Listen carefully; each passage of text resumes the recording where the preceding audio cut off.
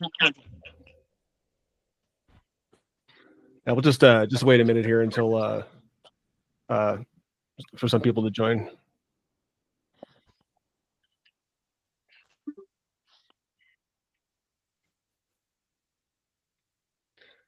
Man, I got to change the settings so you guys can just join. I'm having to admit everybody here.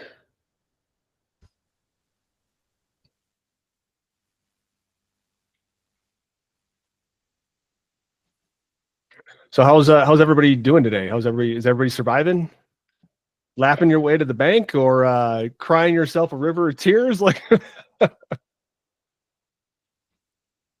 I can't hear you, John. Are you muted? There we go. There we go. Okay. Sorry about that. Okay. I said just barely surviving.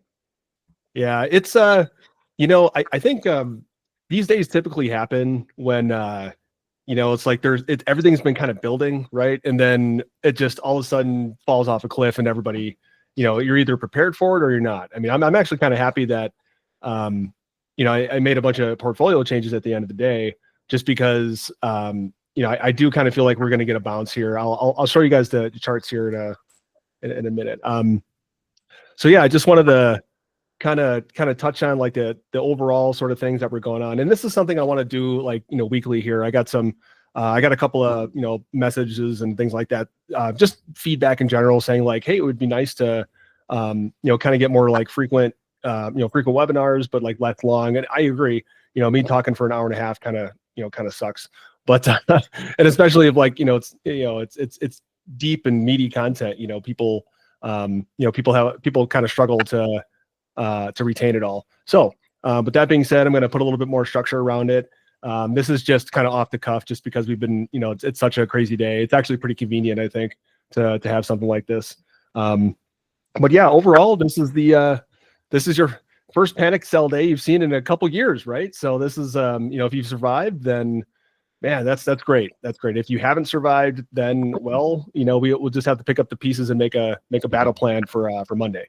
I try to be a little bit more inspirational with stuff like this, just because, like a lot of people get very emotional about money, and I mean, rightfully so. It takes a lot of time to make it, and when you make it, you don't want to lose it. And when you do lose a lot, it can affect your mental state and cause problems at home. You internalize it.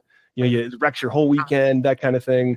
But you know what? Like, it happens. So if you got some long stuck up at the top. We've kind of flagged this for a while now, saying like, there will be some sort of bounce, even though now we've had, it just kind of feels like it's, slipping lower and lower. But there is light at the end of the tunnel here. I shared a chart a couple of days ago, and let me just kind of dive into it here. Let me go into my clean webinar mode here, and then I'll share with you guys all the fun stuff. I guess before I do that, does anybody have any questions or anything specific that they wanted to ask?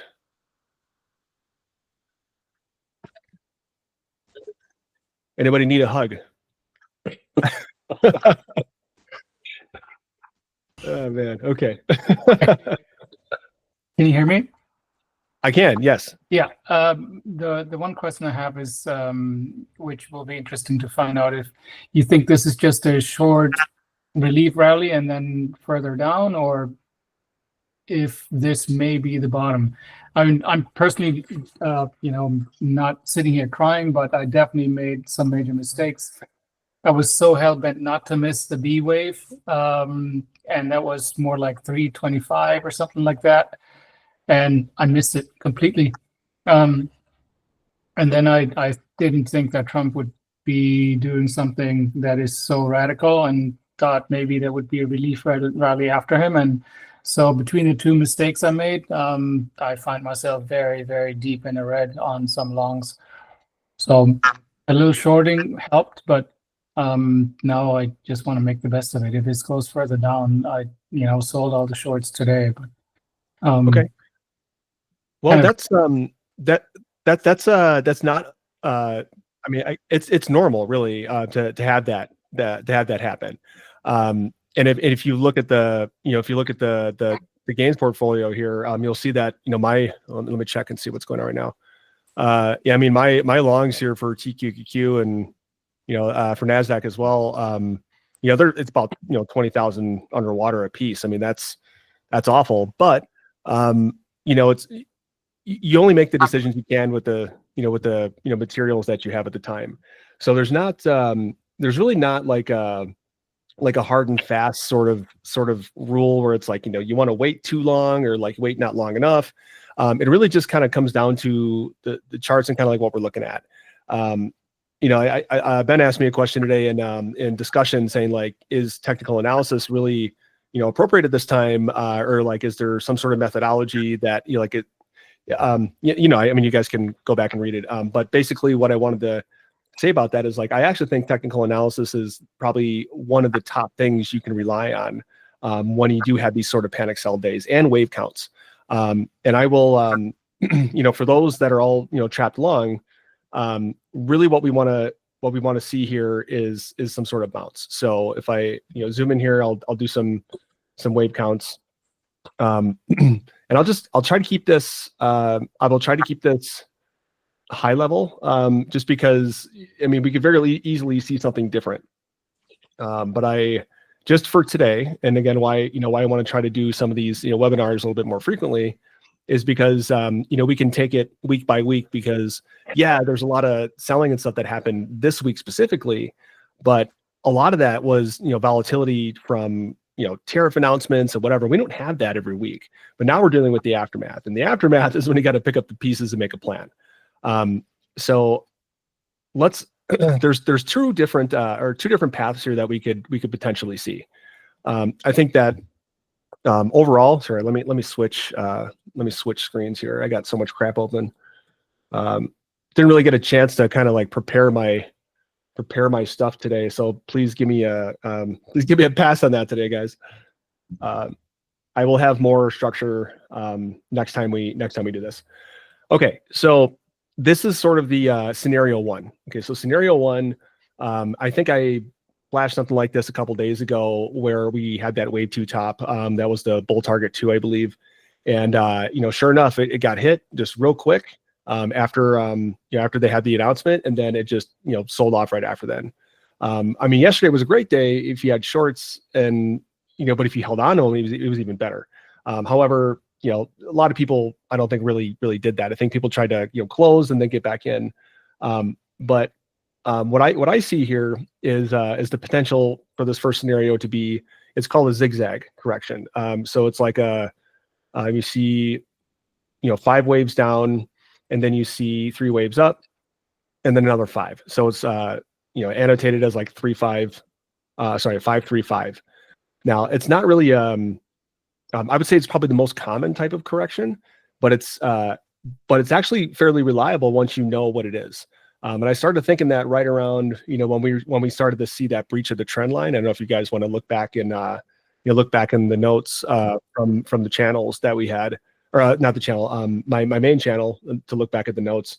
But yeah, so like as soon as you see a trend line like this, and this is also for people that let's say you're trapped long, like we saw this happen, and this is just regular easy technical analysis. There's a couple different paths that it could take, but the reality of it is, once that trend line is breached, and I mentioned that about the Dow today too. Once that trend line is breached, highly likely we're going to go a lot lower, and then there'll always be some sort of retest of the lower trend line that when it's broken out of, and you can see that in a lot of different places. You can see that like in let's see, the S&P. If I want to just do this real quick. Like we had this, this big old megaphone pattern thing, and we had a lot of support. But as soon as that was breached, you can see it just fell off a cliff. And you can also see that there's a ton of volume here trying to prevent that sort of slide. And we did have 2 or 3 weeks of grind, and we went back up, but it didn't really retrace a whole lot. And that's what had concerned me. Because people are saying buy the dip, and I just don't think that's the right thing at this time. So anyway, so now that we've kind of determined what the overall, I guess, view of the correction is, or like what the pattern is that it might take, this is just a one scenario. What I really hope doesn't happen is that there is an alternate scenario. Let me pull up the day. I don't want to freak anybody out, but it's still something that we should consider. Okay, so this could you could see something like like a 5-wave down sequence that would correct this pretty much this whole thing back until like July of 23. Now, that entire like peak to trough is about 30%, and I think that's about reasonable for, I'd say like every year you probably have maybe 2 10% corrections, or maybe one, and then once every probably 2 years you have about a 20% correction, and then once every I would say once in a blue moon you'll have like a 30%, and I think we're overdue for sure. I mean, you can't have 2 years of 20+% growth in the S&P and then not expect some sort of correction, or not expect some sort of huge correction. But I don't know if we're quite at this stage yet. I do think that there's been enough buying, especially today. So I think with the tariff news and everything, you're going to have a small rebellion from Congress, and just people that think that it's going too far, too fast, and it's roiling global markets, and it's really just caused by one thing. It's just it's a trade war, really. It's a kind of a tit for tat thing where I'll charge you more tariffs, you charge me more, that kind of thing. Eventually it's gotta stop. Who knows what that catalyst is going to be? I think that there'll be some sort of moderation. I think that Trump was expecting Powell today to potentially lower rates, but as he reiterated today, real calm and cool. Nope, not interested in lowering rates. In fact, we're going to keep them where we're going to keep them because of short-term inflation caused now by tariffs. So he's saying, not my problem, your fault, essentially. So now that we know that, we can have more confidence in something like the TMV trade. Okay, so the TMV trade, is probably $1,000 away from being able to close it out. Disappointed in that one, but hey, can't win them all, right? So the plan here is, we want to see the yield, keep moving up, because as the yield moves up, it's positively correlated now with equities. That could change, but for now, we're going to take it for what it is. We still had one of the more higher volume days on record here, at least in the last 4 or 5 years, ever since really like the COVID sort of crash. So when you do have these sort of panic sell days, you usually get some sort of like reactionary bounce. So now that I kind of try to cover like the high level of what's going on, but yes, there is potential for more selling, and I think it would be a good opportunity to show you guys kind of what that might mean. So if we're gonna chart something like this out, this is like you could do something similar to this.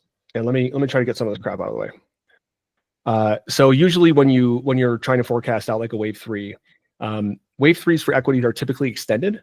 So we might see it head down here to like 17,106, something like that.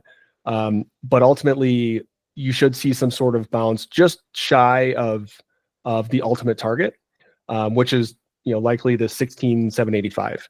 And I'm coming up with this target as I look back here. It's without drawing everything, without getting nuts with it. Just suffice to say that these are like Fibonacci retracement levels that are longer term levels, and that it could change. Knowing what we know now about like the correction, and now that we're in a wave 3, that kind of thing.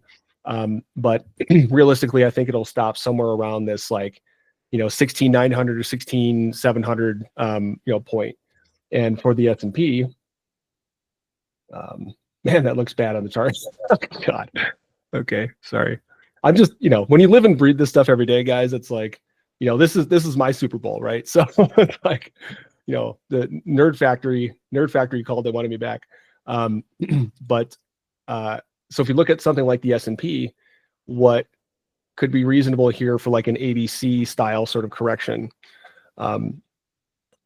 is like this 5,000 level. And isn't it amazing, like how, just hand drawing that real quick, how conveniently it aligns with that 5,000 level, which is a psychological level, and also conveniently a typical extension point for a C leg. So that's assuming that it's the first scenario, which I think is probably the more likely scenario, which is this ABC down. So hopefully that I guess answers at least some concerns about what might be on the horizon. I would consider this sort of like a light style correction, if that makes sense. Where sorry, I don't mean to say it that way. A light style, like ABCs are kind of light, whereas a 5-wave down correction they can be brutal. And like a wave 3 in a C leg can be brutal, like we saw today. But it could also be the same thing. It could be like a wave 3 of 3. But so if you guys aren't all savvy on wave principles and stuff, and I don't want to just start talking a bunch of lingo and not have it land. So I guess suffice to say that right now I think it's an ABC, about 60%, 40%. I think maybe it might be like a developing 5-wave down, but that just means more down for longer. But there is a silver lining. So once we have these sort of corrections, or even if it's an ABC or 5-wave down, something like that. Let me go back to the Nasdaq. What you'll see is we had a lot of people that went long here, and I mean, look at this, there's tons and tons and tons of buy volume. So we now have hundreds of billions of dollars stuck here up at the top, and eventually the people who spent that money are going to want to go get it back. And typically how you see that happen is just over time, right? So we always tend to get trapped in that daily sort of what's happening today, or like this hour in the next 5 minutes, when you really need to take a step back and zoom out. And and it's always why I kind of tell people it's a classic trading mistake to go long too early. That happens to everybody. Happened to me. And I've been doing this for forever. So now that you have those longs, you will be able to get out of them eventually. It's just now you need to pick a spot where, and again, if you've been good with your position sizing, today I added just 1 unit to my longs because I think we're going to head a little bit lower, and then that's probably where I'll go in a little bit larger. But I want to make sure that there's some sort of confirmation of a bounce. So what that means here is, again, we will assume that this is like a C leg down here for the Nasdaq. Sorry, 1 second. Let me just make sure that this is correct here for you guys. I'm sorry. I know I'm probably all over the place. It's been a long day. I probably got about 3 hours of sleep last night, probably 4 the night before. So I'm having a great time. Okay, so the Nasdaq here is really close to this 17,225 level. That's you would call it like an A equals C. So you'll see that on my notations and stuff often. So something like this. Oops, sorry. But most likely you'll see it extend here to this 1.236, kind of like I showed you guys with the S&P. So just down here, right? But the S&P fell a little bit farther faster, which is kind of weird because you would have thought that Nasdaq would have. But I do think that the Nasdaq has stayed a little bit more elevated because that's where all the mega cap stocks are. The ones that actually help support the market with large market cap. So we could see this eventually here head down to this 1643, but we should still see some sort of like wave 4 bounce. So I guess I wanted to give you guys some context behind that, because the likely bounce point is around this this A equals C, because that's a longer term sort of move. So again, if you have billions of dollars, you're targeting major levels like that. You're targeting major levels like this 1.236, and you'll have small bites taken out here and there. But as you zoom in, you can start to see the structure developing a little bit more, where you can see like a 5-wave sort of like an ending diagonal here, kind of sliding into this this longer term wave 3. And so now that we've kind of figure that out, I guess now what we want to do is we want to figure out what the retrace might be. So the retrace, you always want to start with the top of the prior wave, and let's assume that it hits this 100 level here, or this A equals C. Typically you'll see about this this 38.2% retracement. Now that also takes us back to pretty much where we were last night, or slightly below it. But that still enables like a gap to fill, right? So you still have, like, if you're looking at SPY or QQQ, you'll have a gap starting here, and filling that gap is going to be important because you still had a lot of people that were buying here yesterday, and as it was falling. So like I said, people are going to want their money back, and I think what you'll see here is maybe like Sunday night, you might see another push down and a test of the low. But I think that there's been enough buying here today where we should see some sort of slow, steady climb. And, as like the shock kind of wears off over the weekend with the tariffs, you'll see some news articles, this and that. But I think most people have been shell shocked enough today to either want to wait for a bounce to exit again. And that's probably why you'll see this, maybe you'll see this wave 5 again. But also be prepared to see something like only a small retracement up to this, 23.6% level, this 17,846. Now let me do the S&P for you. I'm sorry. Am I talking too fast? I always do. Is this helpful? Just want to check. Super helpful for me. Great. We like helpful. I get lost in the minor degree waves and don't actually know when in the chat in the what's it called, in the Slack channel. And so to first see the larger degree waves and then diving deeper makes it much more clear for me.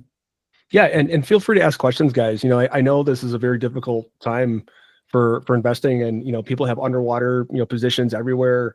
You should have seen my face when I looked at oil this morning. I'm like, oh my God, come on! Like, I'm trapped in oil. Hey, Gaines. Yeah.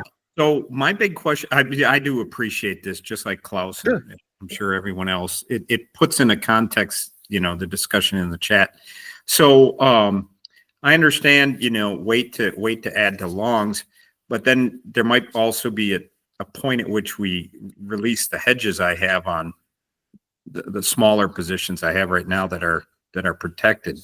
So which we'd probably want to do first before we add to longs, right? Yeah, exactly. So, the strategy, that's a really good question. The strategy typically that you want to do in trading spreads is, and I'll try to do this with an example. So let's just use let's just use a white line here. So this is where I would close. I'll just type it out. So I'll close some short hedges here. I left them on over the weekend. Oh yeah, and you know what? Like I said before, Sunday night you'll probably have, or Monday morning, really, you'll probably have some sort of retest of the low. I kind of I wanted to think it was done, but just seeing aftermarket here is 6.5% down. It's just looks like it's target hitting to me for people that want to unload shares before the weekend, which really just kind of sets up Sunday. Once some more time has passed to buy up the market or do what they're going to do. But I don't really know yet. I don't think we'll see a big gap down. Like I said, there's been enough volume here that should stop some sort of slide like that.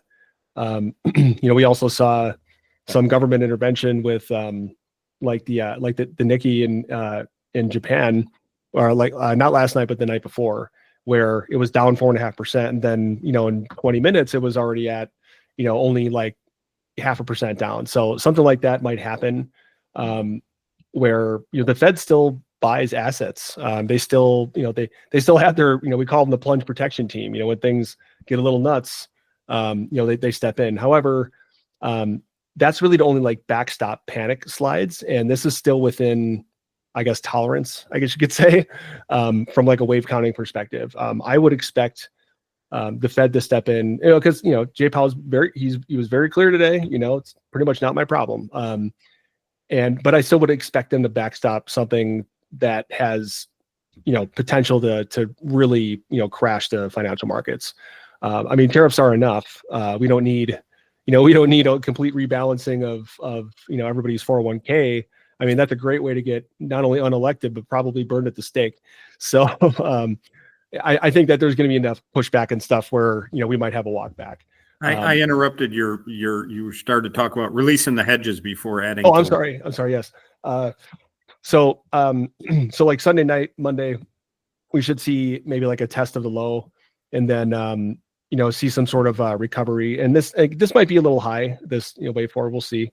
But, and I'll have to measure it, of course, like once we do get some sort of turnaround point. But I think realistically here, we'll see a little bit of a bounce.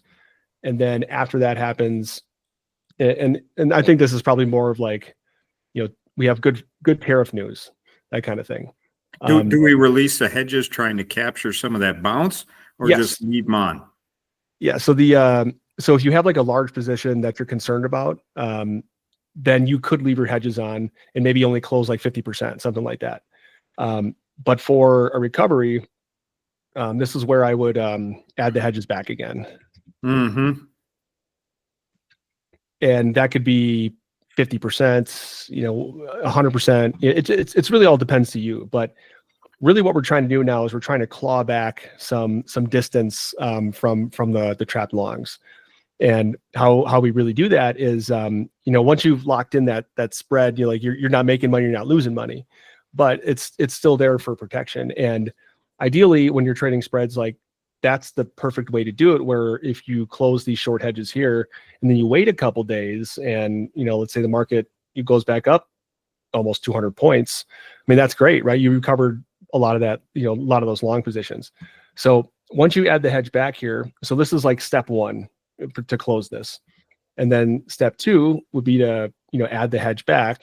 And then if we do see this wave 5 here, that's where you'd want to try to close your short hedges, which is right at this, right at the end of this, like wave 5. And then in theory, you should have made enough to cover at least 30 to 50% of your drawdown for your longs, depending on where you went long. But that's really like 2 hedge trades that you've now scalped to the downside, just by closing your hedges at the appropriate point. Does that make sense? Yeah. Okay, great. Perfect sense. Thank you. Sure. Yeah. And that's kind of what I've been trying to do with, so I was asked today about my shorts, like, hey, you're going to close your shorts. And, at first I was thinking about it, like, no, like they're not in profit yet. And this still looks like a wave 3, but the wave 3 went a little bit lower than I expected this or today. And, with that being said, I'm like, hey, I'll close the shorts that I've had on the books for, 9 months. Absolutely. And, but I do plan on adding them. So I would say, if you're going to follow the same sort of plan, Paul, or, just anybody who's listening, that's my plan, at least, is going to be, I want to add my short hedges back around here. And then I want to, close them out again once we've reached some sort of floor. Because there's a caveat here. Like, if this turns into like a longer protracted wave 3 and it really does become this major market meltdown, now is probably the time it's going to happen. So if you release your hedges, let's move this up. So if you close them here, I would, at least for me, what I want to do is I want to add like a limit order, stop limit order at like a reasonable level where you can add a hedge back again. So if it continues to slide, then you're not, essentially screwed. And what percentage shy of, where's your stop going to be on that hedge? Good question. I don't know yet, because I haven't really seen a floor yet.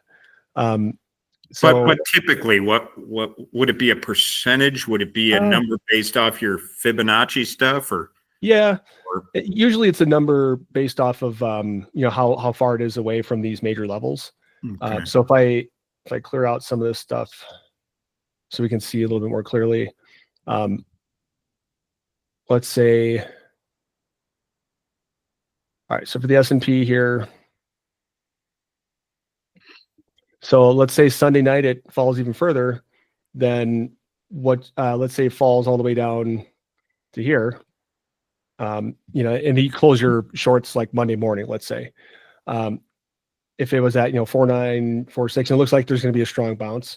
I mean, you're never going to perfectly time it where you can get all your profit in the shorts. I mean, close enough is good enough for horseshoes and hand grenades, right? So, so as we're looking at this, what I would do with like a stop order sort of thing is I would probably do like a 50% hedge down here, and then maybe like the other 50%, like I don't know, maybe 50 points down, that kind of thing. Because usually if it sells through a level, then it's going to continue forward without having some sort of big pivot.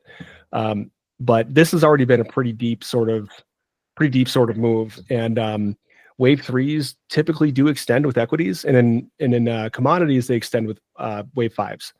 But right now we've already seen this kind of carnage here, and I guess I also wanted to show you guys. Also, at risk of getting a little too detailed with this, and let me know if I am, but there's a reason why I do have some sort of confidence in a bounce for this wave five, or sorry, wave three. I think Nasdaq shows it the best. So we see this crazy little stair step, little stair step down thing that happened today. Now, this is, in my opinion, this is a very clear ending diagonal. With an ending diagonal, you'll have 5 connection points. So if you're going to count this, and this is, if this is not helpful, let me know. From going too deep down the rabbit hole, let me know. So an ending diagonal counts as like your wave 5 for, it's like your wave 4 and 5 for your current counts. So if I zoom up a little bit, take out some of the stuff. Oh, no, I want that. Take this out of here. Okay, so as we get deeper into this, you'll see here that you can still make out some like a wave 3 within it. I mean, it's a little hard to see, but from a counting perspective, it's it's just something you can see. So as we go into this ending diagonal thing, you'll see that it's already got these connection points. It has a few, and you'll notice here that I kind of skipped one. Well, that's because I kind of feel like we might see it's called like pattern expansion. Sorry, get this out of here. So we might see something where you could have something like this, and it breaks out, and this is your fifth. Or you could see something like this that expands the pattern and heads a little bit lower, so it becomes. And look for this like in the chat sometimes if I mention pattern expansion, because you could see something like this where there's a very rare case where sometimes you can see 9 waves in a ending diagonal, but that's not something that really happens at all. But it's still a possibility. So I guess suffice to say that you can still make out the connection points here. But I'm sorry, wait. I think I screwed something up. I did. Yeah, sorry about that. So this be honest, that's what it looks like. How do you trade that? I mean, that's a mess. Well, it's usually just a series of ABCs. So if you're looking at it like this, and we do see like an ABC higher, there's typically 5 ABC drawings within. So how I'll look at this is, I mean, this is the 5-minute chart. This is a little bit technical, but I mean, I can see, there's one of them. Sometimes they kind of blend together, so it's a little bit more difficult to see them. But that's my job, I guess. You guys just need to see the high levels, right? So, but I mean, you can still pick some of these out because they'll usually have smaller ABCs within them. So, like this first wave, can you guys see that there's a little small ABC here and here? So that's just a smaller degree of the same sort of concept. So from like and usually when these things are developing the first time, you'll see some waves that don't quite equal each other, and they look a little weird. And then sometimes you can see waves that are really, really extended that don't overlap. So this is still a very valid ending diagonal without any pattern expansion. It's just a little bit complex to look at because it's not as obvious, or it's not as obvious with the connection points. But to be fair, there was so much selling going on today that normal patterns, they don't really, like, they still develop, you still see them, but they can be really, they can be really like oblong or not quite symmetrical just because everybody's trying to save their ass. So, so long story short here, guys, is like, this is kind of what gives me confidence that there will be some sort of bounce, just because, we did see so much high volume today. And on top of that, we did see, we see a lot of these connection points. And I think the next one that we see here is going to be like an ABC, but then it'll break out, or hopefully it'll break out. So that's at least like kind of how I look at it during the day. And because, this is like a wave 4 into 5 with the equities, you could probably draw the same sort of conclusions looking at the other ones. Oh, the S&P one looks a little bit better. But yeah, I mean, you can see this kind of, see what I'm saying about like the oblong shape, like the tail on this one is really, really, really long, but it is what it is. So that's kind of how we think about it. And there is a case where it could extend a little bit lower, and it just kind of, the pattern gets kind of screwed up, but that just means that either the pattern's not done, or the wave counts are wrong, or we just need to, be more patient with entries and exits. So I think that the most important thing that you guys should take away from this whole talk today, though, is because we should probably wrap up. I'm sure you guys have had probably enough stock market today, but I guess I'll go over the like the hedge thing one more time, because I think that's what a lot of you guys are looking for. But before I do that, on the small level, the long-term view, what we're looking for, and this is Klaus, for you, we should see some sort. Let's assume that goes all the way down here. We should see, again, if this is a zigzag correction, that kind of thing, we will see some sort of recovery like this, and odds are it'll reach to about the 20,000 level for the Nasdaq, and for something like the S&P. Oh man, look at this! Look at all this garbage. Okay. I got too much time on my hands. Either that, or I don't know. So let's assume it kind of heads down a little bit more here. Yeah, I think it was like 5,700, which was a good level. Let me just do this real quick.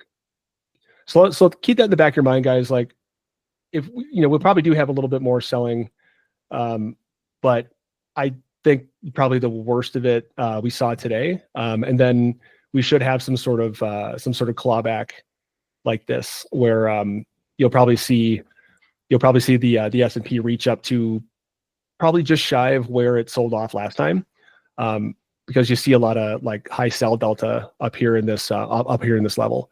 So just in general, if you have these trap longs, you'd want to try to target to increase your cost, or decrease your cost basis, increase position size down here.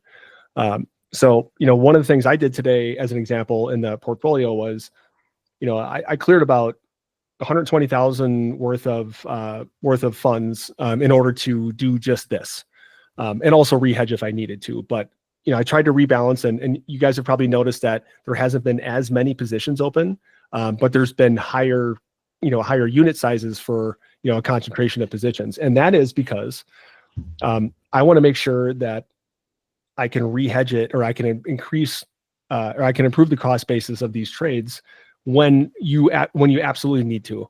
And you'll see me probably say something in the chat where I'll say something like, I think the market's probably bottoming. We want to let's add some more trades. I only added a unit today, but if we get down to this sort of level here, which is like, let's say you got to go all the way through wave 4 and then get to a wave 5, that's where you want to target to enter in those trades.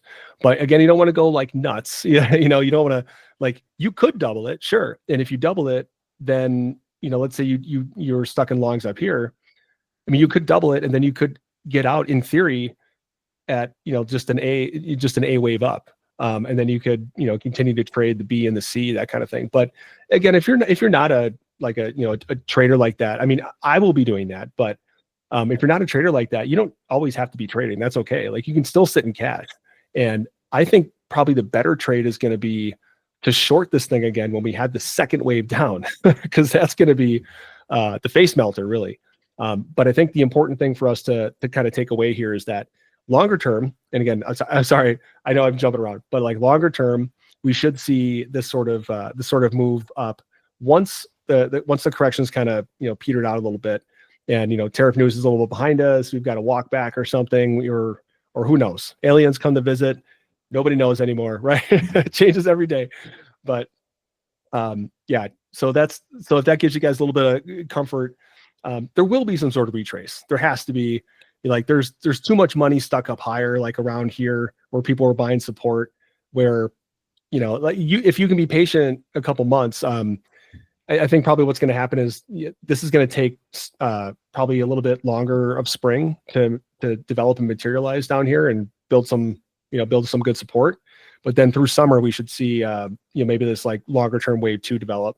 And then, potentially we could see fall become, true to its seasonality and drop, like September, October. And that's probably going to be like our second wave down or C leg for the higher degree. Make sense before I go down to the little micro scale, or clear as mud?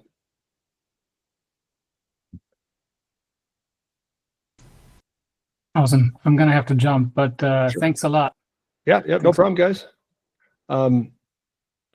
So just to talk about the little hedge exercise we were talking about today. So, let's say, let me just do like a mock sort of trade. So what we're looking for is this. Remember, we were just talking about the ABC breakout. Well, if that does happen, because again, we have I call it the 3 stairs, or the 3 steps. You can see how this aligns almost perfectly, right? And you would have thought, let's say a couple hours ago, you're like, oh man, where's this going to stop? Where's this going to end? But this morning, I already knew from this one bounce that we had that we were going to end today down here, just because that's typically how it happens. Every day has a theme, right? So now that we have seen this sort of like this 3-step, now this trend line becomes very important, because if we breach this trend line to the downside, then we know that there's more trouble to come. And a good example of that is this. So last night, this is what I was watching, where I was gonna buy in here, that kind of thing, and a lot of people did, right? But then as soon as it knifed through this, because we had 2 points. You could have made the argument that, okay, these points here, whatever, but it's still a trend line. If you have 2 points, you can connect a trend line. And the trend line, every time you see a punch through of the trend line, that means a pattern expansion, right? It keeps moving down, but that's your signal where it's like, this thing is sliding. So let's not add some longs. Let's just wait it out. So in my opinion, you'll see probably something like this for a wave 4. Where it'll probably reach the maximum, and this is like your retest of where it was broken out of. Does that make sense? So we'll probably see, maybe a series of ABCs like this, or maybe a 5-wave impulse. But I guess the last thought on this here is that assuming that we see something like this, there is going to be some sort of retest or pullback. So on Monday or like Sunday night or something, we could probably see something like this. And what you'll want to look for, Paul, is like a bottoming around there. Like, you want to see some really high volume. So something like this. You want to see like the really high volume. And that's sort of like the support signal where you'll start to see on Sunday night. Sunday night, Monday. Like you could see, like I've seen this before, where you might and this is to release the hedge. Correct. Right? That we're talking about. Yeah. Yes, exactly. So you could see this is like the one in blue is a little bit more of like a V-shaped sort of recovery, and the one in red is a little bit more of like a consolidation sort of recovery. Consolidation is good, and if we don't make any new lows, then that's great. Yeah, what is consolidation? I keep hearing that term. What consolidation is really just it's really just like when there's a tight range where equities are building. Okay. Yeah, so like remember back in summer we could see that there was a lot of consolidation with like it was just really meandering around at the top, and it was a little difficult to try to forecast a breakout or if it was going to sell off, and it just stayed there for months. That's consolidation. Okay. And so it's either in this squiggle would you release part or all or I mean, it's really up to you, I guess. Me, like I got rid of all my short hedges today at close, but we should see some sort of retrace like on, let's say, Monday morning. And if you draw a fib level, let's say it gets up to, let me use a real example here. So let's say price creeps up to this level. And I'll remember that. So like on Monday, I'll call that out in the post and say, like, if you want to close shorts, like here's a good level to do it, that kind of thing. All right, thank you. Yeah, I can do that. Don't let me forget. Okay. A lot could happen between now and then. Yeah, right. But you want to look for something like this, and like right around the 0.618 level here. That's a really good level. So wait for it to come back down again. Yes. So typically, like maybe Monday morning, we might see a big buy up, and then you'll probably see like maybe an hour or two where it'll just cluster around like 10 or 20 points, and that's when that there's more accumulation. That's not accumulation. That's when there's more like position adjustment for the next wave. So the longer you see a price, you can see it right before we had closed today. So this is what I'm talking about. So you'll see something like this, where you'll see something like that over here, and then you'll know that it's about ready to likely reverse back down, and highly likely it'll either be like a 50% retrace, or if it's going to be impulsive, you might see a deeper retrace, maybe to like 0.618. And because there's been so much panic selling, I think we'll probably see an even deeper retrace. But the good news is that we still had a lot of good movement off the bottom today here, as opposed to when we ended the day and then we slid down a little bit lower. So this actually looks like an impulsive wave here, and this could be considered your final wave 5 of this entire series. So I guess without going super nuts with all this detail and stuff, you're targeting this area. I would say probably this zone here is like your sell your short zone. And then what I would do to re-add a hedge is, like think about this trend line. The trend line is going to be the one that is the really your arbiter of whether it's probably going to go down or not. Because now we have these 3 connection points, that becomes a very reliable trend line, as opposed to the one that I showed you up here where we had to keep moving it. This only has 2 connection points. It's kind of a very weak sort of resistance, and if that gets cleared, then it's off to the races on a recovery. But again, it's gonna take some time. So hopefully it makes sense. So this is where I would sell out of my shorts, and try to get the profit from them. And I mean, what you could do too is you could sell a little bit like at the 0.5, like if you're not sure it's going to go lower, and then sell a little bit more here. You know what I mean? You could do that. It's all in the eye of the beholder, I guess. But the important part really is to like add some stop limit orders for hedges if it makes a new low. Because if it makes a new low, that's going to be another signal that we're probably going to keep sliding, or they just want to mess with the bulls again. So does that all make sense, or is that yeah, a lot. Thank you. The more you, I know you're repeating yourself, but each time you do, we learn a little bit more. Yeah. So, okay. Yeah, and I'm sorry with I'm sorry about you know, like I talk a lot. You know, I've been doing this all No, day. I love it. Not complaining. I'm appreciating. Yeah, and one of the things too is like I just want to make sure you guys are feeling like you got good support. You Well, know, it's see, like, the mistake I make, I don't know. I've been doing this a while, but that doesn't mean, when I see it going up, that's when I act. I'm a typical retail investor, and then it turns around. Yeah. And so now this kind of stuff helps me be disciplined enough to wait, and that's what this is about.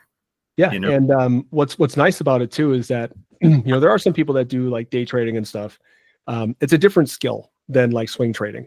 Swing trading is more about like setups like this. Okay, so this is what I like to trade because longer term, over like a couple days or a couple weeks, like you will see that this I think it returns more money, to be honest, over time with the hedging process and everything.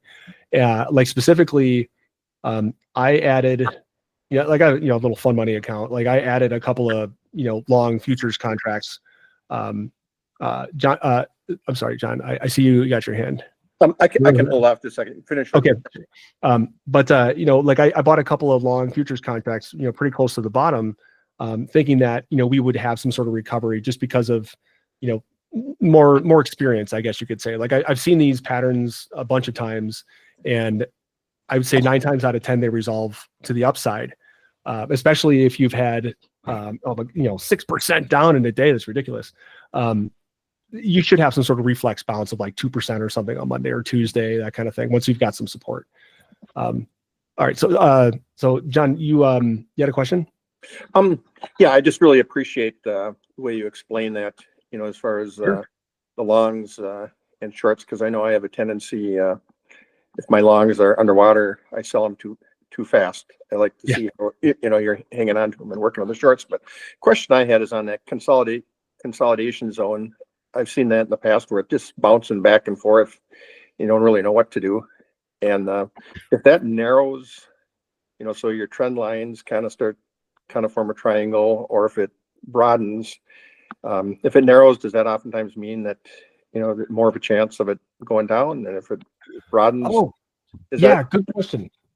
Really good question. So there's different types of consolidations, and I'll try to be succinct with this.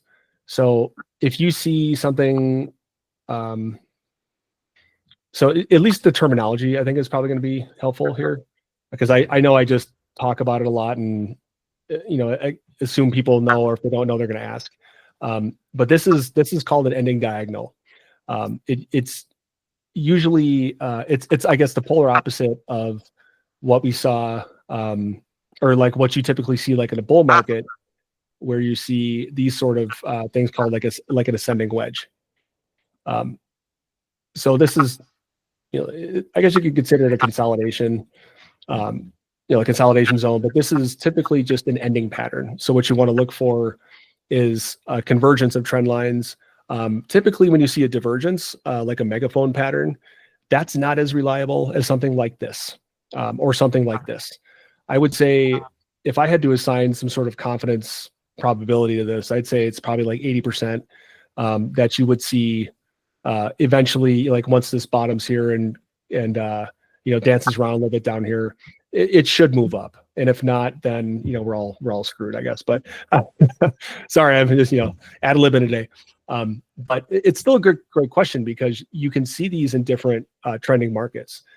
These are actually one of my favorite patterns to trade because they're pretty reliable. You can also see, I'll just draw it. Like you can also see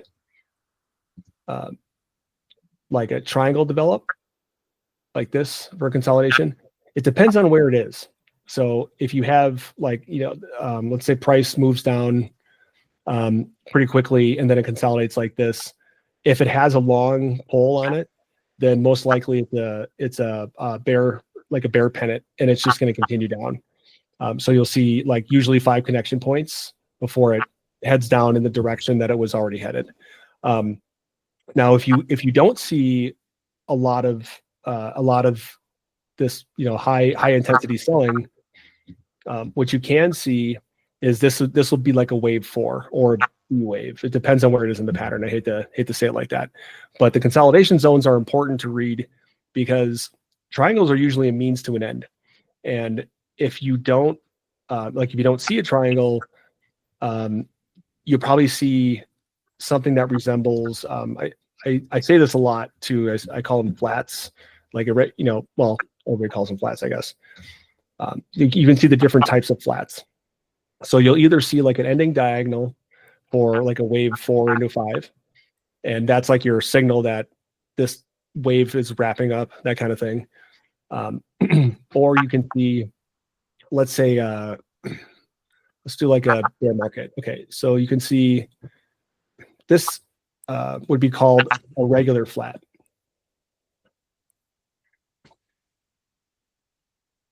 So you've probably seen something like this before. This is where you're coming down. You're coming down already, and this is your wave 4, and then this is your final wave 5. You can see variations of this, where you can see this is called an irregular, and then you'll see something like this, where it moves a little bit faster or a little bit lower. So it's a little bit more violent, I guess you could say. Now, there are different ways you can measure this. Like if you see an irregular, like, it's a certain extension level versus, something like a flat. So I guess suffice to say, without going into all the wave theory details, when you see consolidation zones like this, usually it's a means to an end. And that's where I typically look to target, like adding longs. Like if I see something like this and it just looks like it's about to run away, if it exceeds, I'll just do it. Like you draw a fib level like this, and really what you want to do, sorry, I just want to make this as accurate as possible for you. So like this would be an irregular sort of a consolidation, pattern here. And it should stop at this 138% extension of your A leg. And that's how you know whether you're going to see this leg down or not. Because if it doesn't stop there, then if it continues up here, then it's probably not an ABC. It's probably more like, it's probably going to be more impulsive like this, if that makes sense. And then you're probably not looking at a flat at all. So that's kind of what, we're like, that's my job, where I'm looking at this stuff throughout the day and trying to determine whether, it's this pattern or if it's this pattern, because that also helps us out with, probability of profits for our trades. Does that make sense? Yes. It's a long-winded answer, but it's still a very important question, because, once you guys learn how to read some consolidation patterns and stuff, like it's great. Like you can trade them, you can have more confidence in your skill level. And that's what I like to try to teach, is that, this stuff is not, it's hard. Yes, it's very hard, even for seasoned veterans. But at the same time, you can still, there's about like 40 patterns you can recognize over time, or like wave counts and stuff that will really, really help you guys with your trading, with your exits and your entries. And I mean, I can't nail every, exit and entry, but we can get pretty close. I mean, some of them are right on the money, but some of them are, it's just poor timing, something like that, or just misjudgment. So happens to everybody. All right. Any other questions? I guess we've already gone way long, but I still think it's an important day for this. So probably got time for like one more question, I'd say.